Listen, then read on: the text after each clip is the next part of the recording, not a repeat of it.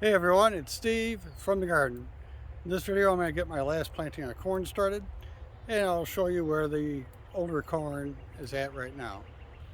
I also had something very unusual I found with one of the older ears of corn, but we'll get to that a little bit later.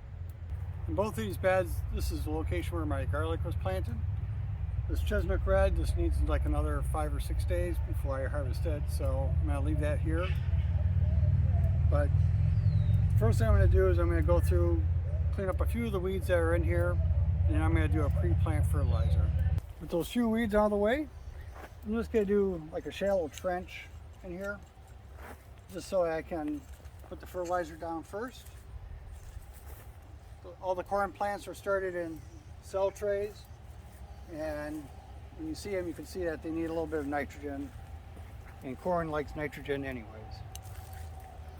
For the pre-plant fertilizer, what I'm going to do is I have alfalfa pellets, and I have some blood meal mixed in with some balanced organic fertilizer.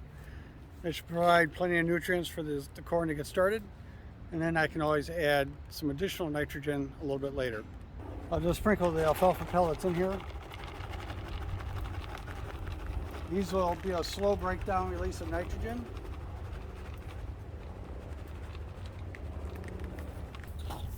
And follow that up with the mixture of blood meal and balanced organic fertilizer.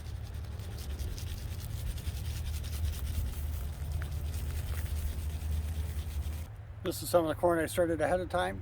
You can see the leaves on the top are starting to get yellow, which means it's going to need some nitrogen, which is why we also did a pre-plant fertilizer. Well, I'm just going to pop these in all right next to the drip tape.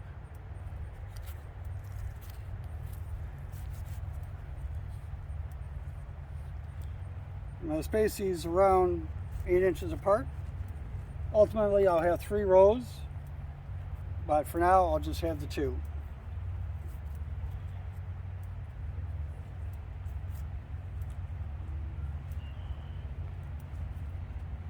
And I'll bury the drip tape on the bottom so that water gets as close as possible to the roots.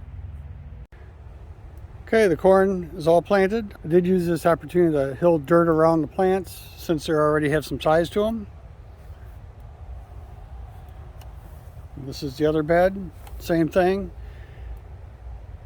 Buried some of the drip tape and got the dirt hilled up around the plants. For the oldest corn, the silks here are now starting to turn brown, so they are very close to harvest time. Probably another 3-4 days, I'm guessing, maybe 5. Now the ones over on this side, these ones didn't go quite as quickly, and they didn't all go at the same time. So you can see like this one is brown over here, but these ones are just kind of like a tan. This is the unusual thing I want to show you. This is one of the side stalks that comes off when you kind of hill up the plants and they start forming another whole stalk there. And that, so I have a tassel coming up, but I also have the silks in the same place. That is something I've never seen before.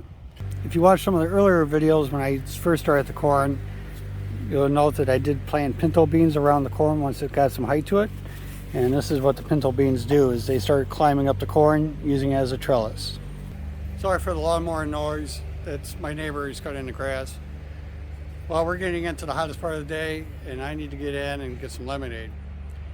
I cool off. So this is where I'm going to end the video. Hope you enjoyed. Hope you got something out of this, and we'll see you on the next one.